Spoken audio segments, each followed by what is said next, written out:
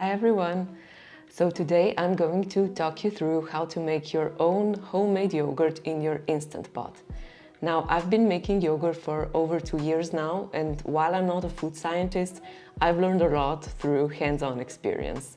And when I was first researching how to make yogurt, I remember finding so much conflicting information that everything was quickly bordering on overwhelming. So my goal with this video is to simplify the process and share a proven method that's practical and doable in the long term, especially if you want to make yogurt making a regular part of your kitchen routine, which I strongly recommend. I'll also link everything I use to make my own yogurt below, along with a printable version of the process in case you're interested. So why even make your own yogurt? Because it's incredibly easy and mostly hands-off. It's one of my favorite things to make from scratch because it requires so little effort and your Instant Pot really does most of the work. It's also eco-friendly since you're cutting down on all the packaging waste from yogurt you would otherwise buy in the store. Plus, homemade yogurt is cheaper in the long run, especially if you buy probiotics in bulk and use them wisely.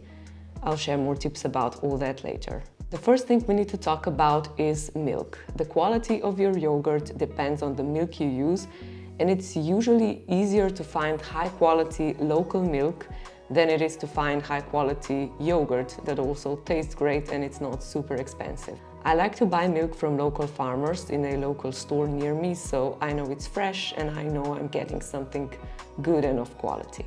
Now I'll go over the process of how to make yogurt and then I'll discuss all of the steps a little more in depth.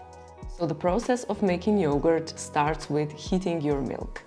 Depending on your Instant Pot model, and I think I have the cheapest and most basic one, you use the boil function to heat the milk to about 82 to 85 degrees Celsius, which is around 180 to 185 degrees Fahrenheit. And this step is very important because heating the milk denatures the milk proteins, which helps create thicker yogurt. The second step is to cool the milk down. So after heating, you'll need to cool down the milk to about 43 to 46 degrees Celsius. Now, I don't bother too much with exact temperatures. I'll often just use my clean pinky finger to test it. If it feels warm but not hot, it's good to go. But it is a skill you'll develop after many times of measuring the temperature and getting it right with a thermometer. So I definitely suggest you use thermometer at first to get the hang of it. And if you're unsure or have a really crappy thermometer like me, that's very slow at showing the temperature, it's better to aim a little cooler than too hot, as high temperature can kill the probiotics. So I usually aim to about 40 degrees Celsius and add probiotics in then. As for the cooling, you can just leave the milk out on the counter. Some people prefer an ice bath to cool down the milk quicker, but I usually get a batch of yogurt going when I'm already doing something else in the kitchen, so I'm in no hurry. In the winter, it's really practical to just take the milk outside for it to cool off quicker. So if you live somewhere colder, that's absolutely the best option. And if you happen to forget about it, which will inevitably happen if you're a normal human, there's no reason to panic. As long as it's slightly warm, just proceed with the process. I've done this before and the yogurt always turned out fine. So the third step is to add in the probiotics or starter yogurt. So once the milk has cooled, you will mix in your probiotics or a few tablespoons of yogurt from a previous batch. I'll go more into detail about that later and I'll just finish with describing the process for now so it doesn't get too confusing, but we will get to the details about that. So the fourth step is to set your Instant Pot to yogurt mode and let it culture. The time depends on your probiotics and how thick you like your yogurt. And again, I'll share my timing tips in a moment as well. And then the fifth step is to chill the yogurt when it's done. So after culturing, chill the yogurt in the fridge for a few hours to let it set really well, and that's basically it. You've made homemade yogurt. Now that we got over the process, I'll go over a few questions I had when I first started to make yogurt. And the first and probably the most important one is probiotics. So the type of probiotics and where to get them is a big question people usually have. I suggest you skip the expensive probiotics you see online in small, cute packaging and instead look for bulk probiotics used in the dairy industry if you have the chance. They're much cheaper and much more effective, and I store mine in the freezer so they last for ages. If you have that chance and you know someone who works in a dairy or yogurt making business, check the options there and they might at least be able to point you in the right direction. That's actually how I get my probiotics. But I realized that not everyone has that option, and for the first year I also just use probiotics you can order on Amazon. I'll link the ones I use down below, and they are good enough. The only downside really is that they are a bit more expensive than ordering in bulk, but they are still much cheaper than buying yogurt at the store. And also, if your store sells yogurt with live cultures, and you have to check that on the ingredients label, you can even use a few tablespoons of that yogurt to make your own. I tried that a few times as well, but I found that probiotics were a lot weaker in yogurts I bought in the store, and I needed to use fresh ones almost for every batch. So I think the transport and longer shelf life of store-bought yogurt greatly diminishes the amount of probiotics they end up having in them. But maybe stores near you offer better quality yogurt. It's definitely worth giving it a try, especially if you want to try making yogurt like right now and you don't have any probiotics on hand, but you do have store-bought yogurt. You may also wonder whether you need fresh probiotics every time or for every batch of yogurt, and the answer is absolutely not, especially if you're using strong probiotics. You can culture yogurt from a previous batch several times. I usually use fresh probiotics after 7 or 8 batches because the cultures do weaken over time, but you can go up to 10 or 15 times depending on the probiotics you are using. You're probably wondering how long should the yogurt culture? So how long do you keep it in your Instant Pot? With fresh probiotics, I let it culture for about 6 hours. And if I'm using yogurt from a previous batch, it can take closer to 8 hours. If you're using store-bought probiotic yogurt as a yogurt starter, I'd even go a little bit longer, simply because, as mentioned before, I feel like probiotics in there are not as concentrated.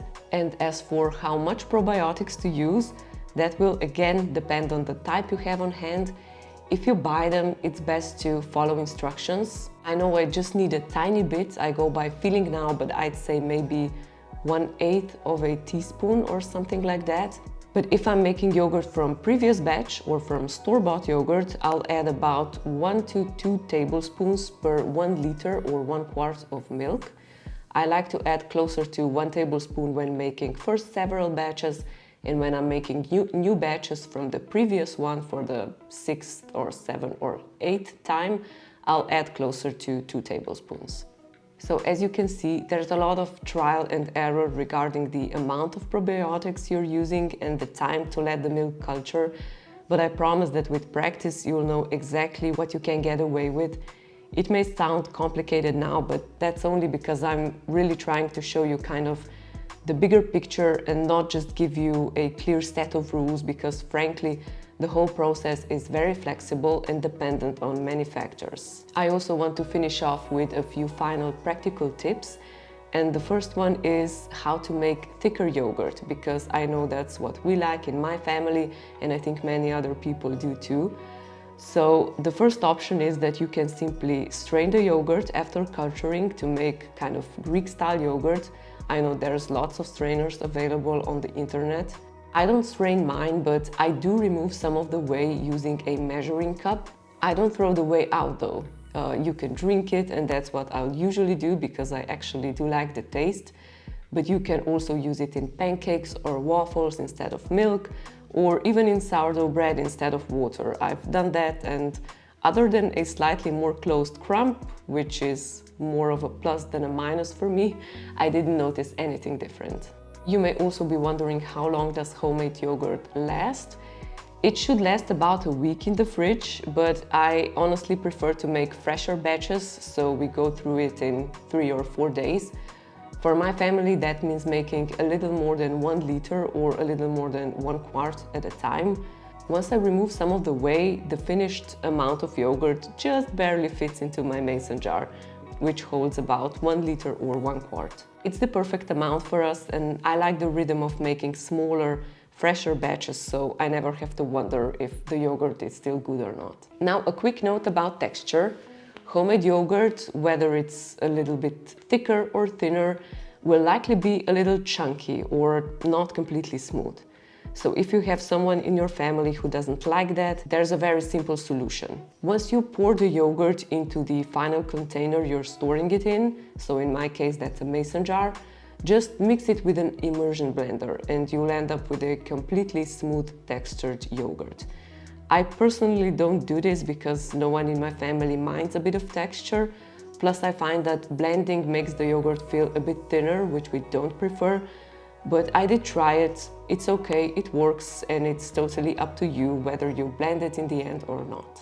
Now for troubleshooting, the most common concern is that the yogurt isn't setting properly. That could theoretically be due to the milk quality, temperature, or weakened probiotics. If it happens to you that the yogurt just won't set, I would just try culturing it for a few more hours. I've gone up to 12 hours when I felt my probiotics were weaker and the yogurt wasn't quite done, and it worked out fine in the end. I know some people leave their yogurt in an instant pot for up to 24 hours. I've never went that long though. But in all this time I'm making yogurt at home, I had maybe 5 or 6 batches that didn't turn out well, and even they were edible once I let the yogurt culture a bit longer. So in my experience, you have a very high chance of succeeding if you give it a try. So I hope this video inspires you to give homemade yogurt a try. It truly is one of the easiest routines you can have to have something of quality and from scratch on hand. I'll link everything I use below, including a printable version of the process, so feel free to check that out. And if you have any questions, leave them in the comments and we'll chat. And also, if you've already experimented with making yogurt and you have some useful tips, please leave them down below as well so we can all learn from each other. If you like this video, please give it a thumbs up and don't forget to subscribe if you want to see more videos about sourdough baking, food from scratch and natural living. I upload new videos every Friday and I hope to see you in the next one. Bye!